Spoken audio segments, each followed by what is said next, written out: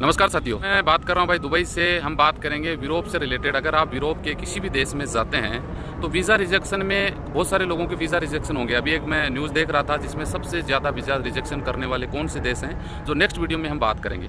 यहाँ पे अगर बात करें कि अगर वीज़ा रिजेक्शन का एक बड़ा कारण भी होता है भाई साहब आपका मेडिकल इंश्योरेंस। जी हाँ, आपको पता है यूरोप देश में अगर आप जाते हैं तो आपको 30,000 यूरो का एक इंश्योरेंस करवाना होता है। अब बहुत सारे लोगों को ये समझ में नहीं आता, सब नॉर्मल लैंग्वेज में समझे तो यार इंश्योरेंस तो कोई भी करवा लेगा, क्या प्रॉब्लम है। मैं यूएई में हूँ भाई, ये बाहर का थोड़ा नज़ारा मैं आप लोगों के साथ शेयर कर रहा हूँ। देखिए, अगर आप शेंगन वीज़ा अप्लाई करते हैं, विजिट वीज़ा, ठीक है, या फिर बिजनेस वीज़ा या फिर स्टूडेंट वीज़ा, इंश्योरेंस लेना लाजमी है। इंश्योरेंस नहीं होगा तो आपका वीज़ा रिजेक्शन में आ जाएगा।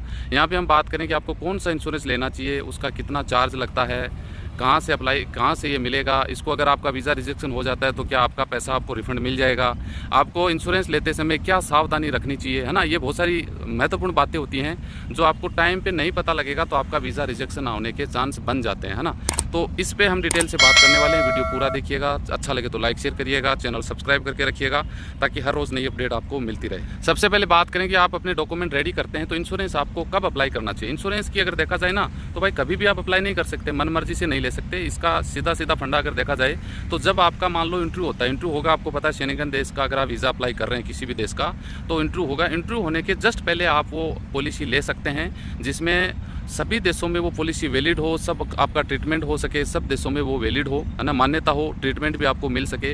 वो पॉलिसी आपको इंटरव्यू से पहले ले लेनी चाहिए क्योंकि इंटरव्यू में आपसे पॉलिसी डॉक्यूमेंट मांगा जा सकता है। अब बात करें कि पॉलिसी मिलेगी कहाँ से, तो देखिए सबसे पहली बात तो ये कि ऑनलाइन बहुत सारे लोग आप अप्लाई करते हैं तो ऑनलाइन वालों को तो इतना भी पता होता है कहाँ से लेनी होती है। कंपनियाँ हज़ारों हैं जो इंश्योरेंस कंपनी आपको इंश्योरेंस दे देती हैं 30,000 यूरो का, है ना। लेकिन देखना ये है कि यार वो इंश्योरेंस वहाँ क्लेम कर पाएगी नहीं कर पाएगी। कल को आपको कोई प्रॉब्लम हो जाती है और आप वहाँ पर क्लेम करते हैं, पता चले उसका कुछ है ही नहीं वहाँ पे, है ना, तो एक तरीके से फ्रॉडबाजी के शिकार हो सकते हैं। तो ये आपको ध्यान रखना है। दूसरी बात, इसके चार्जेस कितने लगते हैं। तो मैंने जहाँ तक पता किया है, देखिए अलग अलग इंश्योरेंस बहुत प्रकार की होती हैं, लेकिन नॉर्मल इंश्योरेंस देखा जाए तो 3 यूरो से 5 यूरो पर डे रोज़ के हिसाब से आपको इंश्योरेंस पॉलिसी का चार्ज पे करना होता है। आप महीने पर अगर जाते हैं तो ये मान लो 100 यूरो, ये समझ लो 100 या 150 यूरो, यानी 10 से 15,000 की पॉलिसी आपको लेनी होगी। ये चार्जेबल होता है। इंश्योरेंस लेते समय कुछ गलतियाँ आपको नहीं करनी चाहिए क्योंकि हो सकता है आप वो गलती कर देते और बाद में पता चले कि वो आपका क्लेम पास नहीं होगा। गलतियों का मतलब ये है कि मान लो आपको कोई बीमारी है, कोई प्रॉब्लम है तो आप उसको छुपा देते हो। जैसे आपको डायबिटीज़ है ना, ब्लड शुगर जिसको बोलते हैं, या फिर और अस्थमा है, ऐसी कोई नॉर्मल बीमारी होती हैं जिनका आपको पॉलिसी लेते समय आपको उसमें कॉलम में भरना होता है। तो ये सब चीज़ें आपको डिटेल डालनी होगी। या फिर आपका कोई ट्रीटमेंट चल रहा है तो वो भी आपको उसमें बताना होगा। आप ये नहीं कि आपकी कोई प्रॉब्लम है उसको छुपा के आप इंश्योरेंस ले रहे हैं तो फिर आपको दिक्कत हो सकती है, क्योंकि जब क्लेम मांगोगे ना तब आपको दिक्कत आएगी, क्योंकि वहाँ पर मेडिकल चेकअप होता है। आपको कोई खेल कूद से रिलेटेड जा रहे हैं जो जोखिम आपको हार्ड गेम है जिसमें गेम में जान भी जा सकती है, उसका भी आपको उसमें लिखित में रिकॉर्ड में देना पड़ेगा। और कोई भी गंभीर बीमारी है, लाइलाज बीमारी है ना, तो वो भी आपको उसमें शो करनी पड़ेगी। नहीं करोगे तो फिर आपको दिक्कत आ सकती है जब आपको क्लेम की जरूरत पड़ेगी तब। दूसरे टॉपिक पे अगर बात करें कि कई बार ये होता है कि इंटरव्यू होने से पहले आपने मान लो पॉलिसी ले ली, आपने 100 यूरो 150 यूरो के खर्च कर दिए, 10 से 15,000। अब आपका वीज़ा मान लो रिजेक्शन में आ गया तो अभी आप विदेश नहीं जा सकते। तो उस हालात में क्या होगा, आप अपनी पॉलिसी को कैंसिल करवा सकते हैं अगर वो पॉलिसी एक्टिव नहीं हुई है तो।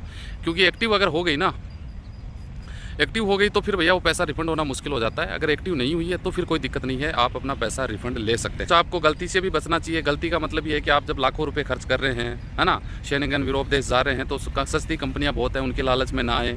सस्ती के चक्कर में पड़ोगे तो फिर नुकसान हो सकता है। कंपनी वही आप चूज करें, कंपनी के बारे में पहले डिटेल ले लें कि वो कंपनी वैलिड है, उसका स्टार रेटिंग कितना है, उसकी सर्विस कैसी है, जिस देश में जा रहे हैं क्या वो क्लेम वहाँ पे करवाती है। पता चले उसका कोई सिस्टम ही नहीं है तो आपको दिक्कत हो सकती है। जाने से पहले आपको इंश्योरेंस नहीं खरीदना चाहिए, क्योंकि अगर पॉलिसी आपकी एक्टिवेट हो जाती है और आप इंडिया में बैठे रहेंगे, महीने भर जाएंगे नहीं तो वो पॉलिसी तो आपकी रद्द हो जाएगी, आपके पैसे फालतू में चले जाएंगे।